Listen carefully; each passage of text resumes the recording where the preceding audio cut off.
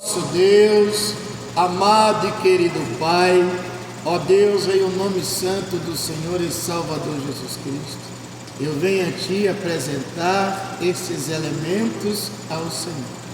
A Tua palavra diz que tudo aquilo que é apresentado a Deus em oração de graça se torna consagrado e santo diante do Senhor, quando é consagrado pelo profeta, pelo sacerdote, a Ti, ó Deus. E é nessa fé que eu consagro agora e determino, ó Pai, que aonde for usado e o que for feito com esses elementos, que o Teu poder, a Tua glória, se manifeste na vida de todos aqueles que participarem desse propósito, em o nome de Jesus Cristo.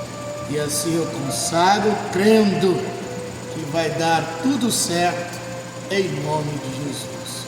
Amém.